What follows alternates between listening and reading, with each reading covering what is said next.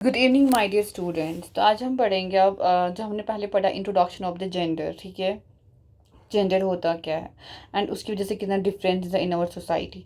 अब कुछ case studies है आपकी बुक में जो हम आज पढ़ने जा रहे हैं। तो पहला जो केस स्टडी है ना वो है समोआ का। समोआ का स्टडी कहाँ किस ईयर का, 1920 में। जिस राज 2021 चल रहा है ये 1920 का केस स्टडी है। एंड जो समोआ है ना वो कहाँ है आपका, पैसिफिक ओशन के साउदर्न पार्ट में।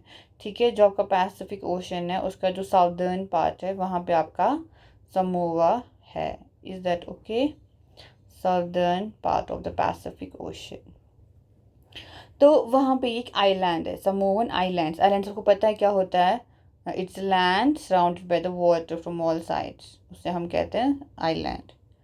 इतना आपको अच्छे से पता होगा। ठीक है, तो यहाँ पे लैंड होगा और यहाँ पे आपका पानी होगा। This is your island, a piece of land that's covered by the water from all side, उसे कहते हैं आइलैंड। और ये इसका वाटर एरिया है। तो 1920 में क्या होता है कि रिसर्च रिपोर्ट्स आती है समोवन सोसाइटी पे। तो सोसाइटी में क्या होता है, जो वहाँ के बच्चे हैं ना वो स्कूल नहीं जाते हैं। ठीक है, बच्चे स्कूल नहीं जा रहे हैं। वो बहुत सारी चीज़ें सीख रहे हैं but they learn a lot of things. वो सीख रहे हैं, जैसे कि क्या सीख रहे हैं? वो सीख रहे हैं बच्चों का ध्यान कैसे रखना है और घर का काम कैसे रखना है, करना है। ठीक है, तो समोआ के बच्चे क्या सीख रहे हैं? एक तो वो सीख रहे हैं कि बच्चों का ध्यान कैसे रखना है, मतलब how to take care of the children. जैसे हमारे घर में छोटे छोटे बच्चे होते हैं, तो उन छोटे छोटे बच्चों का ध्यान कैसे, केयर कैसे करना है। और घर के काम क्या था, सफाई, झाड़ू, खाना बनाना, सब चीज़, वो सारा काम कैसे करना है ये उनको आता है। लेकिन वो ये सब कैसे सीखते हैं? फ्रॉम द ओल्डर चिल्ड्रन, जो उनसे बड़े होते हैं। ठीक है, जो उनसे बड़े बच्चे होते हैं उनसे वो छोटे बच्चे ये सारा काम सीखते हैं। एंड फ्रॉम अडल्ट, और जो अडल्ट होते हैं। ठीक है, तो अब क्या समूह के बच्चे क्या करते हैं? एक तो वो घर का काम करते हैं और स्कूल नहीं जाते और छोटे बच्चों का ध्यान रखते हैं। और ये सारे वो काम अपने बड़े बच्चों से या तो अडल्ट से सीखते हैं। जो फिशिंग है ना, यानी कि फिशिंग किसको बोलते हैं? फिशिंग होता है मछेरा। ठीक है, मछली पकड़ने जाते हैं समंदर वगैरह। ठीक है, तो जो फिशिंग होता है ना ये इसका एक इम्पोर्टेंट एक्टिविटी होता है ऑन द आइलैंड। ठीक है, जो फिशिंग होता है ना, यानी कि जो भी लोग आइलैंड पे रहते हैं ना वो अक्सर कौन सा काम करते हैं? फिशिंग, यानी कि वो मछलियाँ पकड़ने अक्सर जाते हैं। ओके, तो उनका ये मेन एक एक्टिविटी रहता है, मेन काम रहता है, बिकॉज उनके लिए ईजी होता है ये। बिकॉज उनके जो वहाँ पे वो रहते हैं it's surrounded by the water from all the sides. Then young people therefore learn to undertake long fishing expeditions. तो उससे क्या होता है, जो वहाँ की यंग जनरेशन है, यंग पीपल है, like you can say the teenagers, या उससे भी जो बॉयज़ हैं टीनेजर्स, तो वो लोग कहाँ जाते हैं? वो जाते हैं फिशिंग एक्सपेडिशंस। यानी कि फिशिंग एक्सपेडिशन का मतलब होता है वो दूर दूर जगह जाते हैं यही मछली पकड़ने के लिए, फिशिंग एक्टिविटी करने के लिए दूर दूर जगह जाते हैं। एंड वो ये सब चीज़ें कैसे सीखते हैं?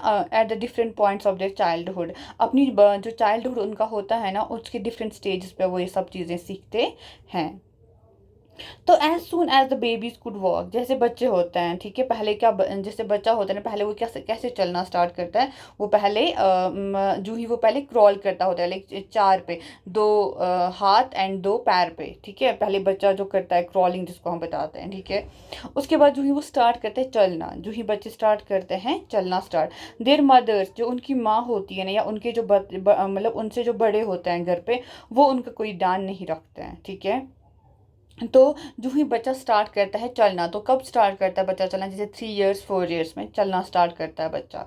अब उनकी माँ उनका ख्याल नहीं रखती है, तो और ना कोई बड़ा घर का उनका ध्यान रखता है। देन कौन क्या करता है? जो अब उनसे बड़े बच्चे होते हैं, you can say the teenagers, you can से, या यू कैन जो 7-8 साल का बच्चा होगा, 9 साल का बच्चा होगा, तो 9-10 इयर्स के बच्चे हैं ना, ऐसे बच्चों का ख्याल रखेंगे जो जिन्होंने चलना स्टार्ट किया होगा। ओल्डर चिल्ड्रन है ना, often as young as 5 years old took over the responsibility. जो फिर 5 या 7 साल के बच्चे होंगे वो उन बच्चों का ध्यान रखते हैं। किन बच्चों का? जिन बच्चों जो 3 साल के हो या जिन्होंने अभी चलना स्टार्ट किया हो। तो दोनों, जो लड़का लड़की होता है ना, दोनों क्या करते हैं? घर पे छोटे अपने छोटे भाई बहनों का ख्याल रखते हैं। एंड जब ये बच्चा, जो भी लड़का, जो एक बॉय होता है ना फैमिली, जब वो 9 इयर्स का हो जाता है, वो ज्वाइन का वो मतलब अपने से बड़े बच्चों के साथ ज्वाइन करता है, बड़े लड़कों के साथ ज्वाइन करता है, ताकि वो बाहर जाए आउटडोर जॉब्स करने के लिए। जैसे फिशिंग होती है, प्लांटिंग कोकोनट्स होते हैं, वहाँ पे मैक्सिमम जो है ना कोकोनट लोग उगाते हैं।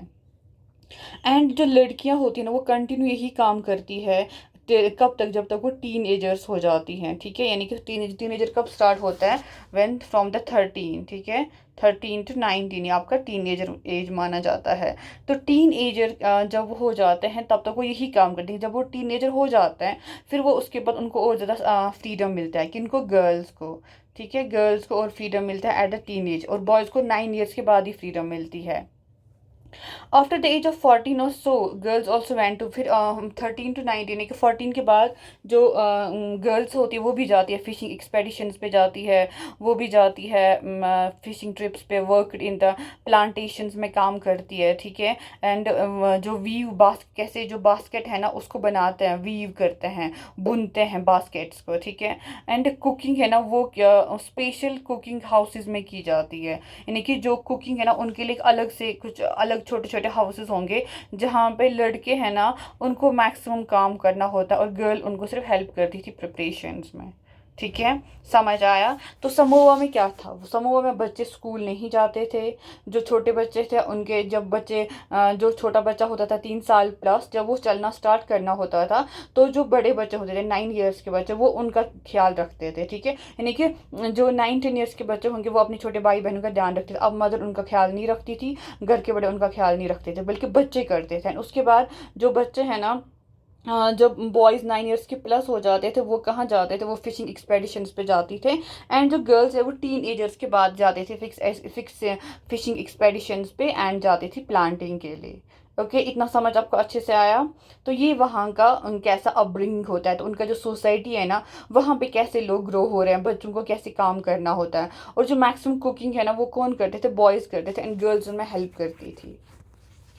अब आपके लिए यहाँ पे एक सवाल है, अब बताइए, in what way do the experiences of समोवन children and teenagers differ from your own experiences of growing up. अब बताइए, अब आप जो हैं बच्चे हैं ना, आप बच्चे हैं सारे, आप मुझे बताइए आप कैसे बड़े हुए हैं। क्या जो जैसे जो अपब्रिंगिंग, जो जो बचपन, जो चाइल्डहुड एक समोवन चाइल्ड जीता है, ठीक है, उसका अपब्रिंगिंग जैसे होता है, क्या आपको आपके साथ वैसा होता है? अगर नहीं तो बताइए डिफरेंस क्या है, कैसे डिफर करते हैं, किस तरह उनका अपब्रिंगिंग एंड आपका अपब्रिंगिंग डिफरेंट है। यानी कि उनका जो ग्रोइंग होता है, उनका जो चाइल्डहुड होता है वो आपसे और उनसे कितना डिफरेंट है। आप बताइए आपने कैसे मतलब how you feel your childhood experience. Is there anything in this experience that you wished was part of your growing up. क्या आप चाहते हैं कि जैसे इनका समोवन चिल्ड्रन जो बच्चे हैं ना जैसे ये ग्रो कर रहे हैं, क्या आप चाहते हैं कि इसमें आपकी लाइफ में भी कोई एक्सपीरियंस ऐसा होता जो जैसा समोवन के बच्चे एक्सपीरियंस करते हैं, देयर चाइल्डहुड, देयर टीनेजर्स, ठीक है। क्या आप चाहते हैं कि आप भी ऐसा कुछ एक्सपीरियंस करें? तो या आप इसके बारे में सोचिए, बताइए, लाइक यू शुड थिंक आपका कैसा अपब्रिंगिंग होता है, किस माहौल में आप जीते हैं, मतलब ग्रो होते हैं। फॉर एग्जांपल जब आप 3-3 ईयर्स के प्लस होते हैं, आप चलना स्टार्ट करते हैं, पेरेंट्स हमेशा ध्यान रखते हैं, फिर आप स्कूल जाते हैं, 5+ आप स्कूल जाते हैं, फिर स्कूल में आप बैठते हैं, फिर आपको क्लासेस होती है, मतलब होमवर्क करवाते हैं, मम्मा आपको हेल्प करती है, पेरेंट्स का ध्यान रखते हैं, ठीक है। टीनेजर्स तक आपकी कंटिन्यू एजुकेशन चलती है, आपकी मतलब सिबलिंग्स होती है, आपके फ्रेंड्स बन जाते हैं। तो ऐसा आपका चाइल्डहुड होता है। क्या सबका ऐसा चाइल्डहुड है कि नहीं, कि इस क्लास में बहुत सारे ऐसे बच्चे हैं कि जिनको मिला ही नहीं हो एजुकेशन, मतलब बहुत सारे बच्चे हमारे ऐसे हैं जो स्कूल तक नहीं जा पाते हैं, या जिनकी जो फैमिलीज होती हैं हमेशा माइग्रेट करती होती है from one state to the another state in search of work. जैसे हमारे माइग्रेंट लेबरर्स होते हैं जो अक्सर क्या करते रहते हैं, जो मूव करते रहते हैं एक स्टेट से दूसरी स्टेट तक। क्यों? बिकॉज हमारे यहाँ उनको मतलब काम की तलाश में वो जाते रहते हैं, तो इसलिए उनका जो बच्चों का एडमिशन होता है ना वो करना मुश्किल हो जाता है। बिकॉज मैंने भी ऐसे कुछ बच्चों से बात किया है, एंड जो बच्चे बताते हैं कि मतलब वी हैव दीज इश्यूज़ कि हम लोग कहीं पे स्कूल में जाते हैं, गवर्नमेंट स्कूल में हम जाते हैं, लेकिन उसके बाद जो हमारे पेरेंट्स हैं ना, लाइक विद इन 1 मंथ वो कहीं और जाएंगे, विद इन 2 मंथ वो कहीं और जाएंगे, या विद इन 3 मंथ्स कहीं और जाएंगे, तो हमारा जो स्कूलिंग रहता ही नहीं है, क्योंकि हमको भी उनके साथ शिफ्ट होना पड़ता है। तो तो बिकॉज ऑफ दैट हमारा स्कूलिंग कंटिन्यू नहीं हो पाता है। सो उनका भी एक चाइल्डहुड एक्सपीरियंस अलग हो जाता है, आप मतलब बाकी बच्चों से जो पढ़ने जो स्कूल्स के लिए जा पाते हैं। तो हमें इन सब पे ध्यान होना है, मतलब हमें इन सब पे देखना होगा कि कैसे हमारी जो सोसाइटी है ना उसमें कैसे डिफरेंट डिफरेंट एक्सपीरियंसेस होते हैं बहुत सारे बच्चों के साथ। और हमें इन चीज़ों पे मतलब रिसर्च भी करना चाहिए, इन सोशल स्टडी इसीलिए तो हम पढ़ते हैं ताकि हम अपनी सोसाइटी को देखें, हमारी सोसाइटी में क्या प्रॉब्लम्स है, उसी लिए हमारा ये सब्जेक्ट है ताकि हम सोसाइटी को स्टडी कर सकें। तो ऐसे होते हैं एक्सपीरियंसेस ऑफ द लाइफ। अब है यहाँ पे एक और जो है किसका, मध्य प्रदेश का। ठीक है, अब मध्य प्रदेश आपका एक स्टेट है, इंडिया स्टेट है, ये मध्य प्रदेश है, सेंट्रल इंडिया में आती है। तो वहाँ का केस स्टडी है 1960s का। ठीक है, 1916 का 60 का एक इन्होंने बताया है कि उनके यहाँ पे मेल्स कैसे ग्रो होते हैं।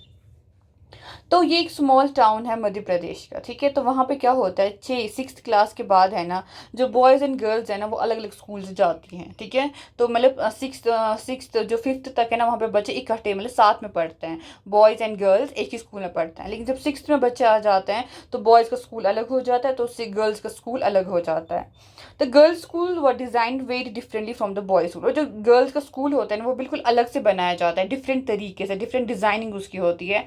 एंड जो गर्ल्स का स्कूल है उसका डिज़ाइनिंग डिफरेंट होता है। ठीक है, जो लड़कियां होती हैं उनके उनके स्कूल में एक सेंट्रल कोर्ट यार्ड होता है। क्या होता है, एक सेंट्रल कोर्ट यार्ड होता है।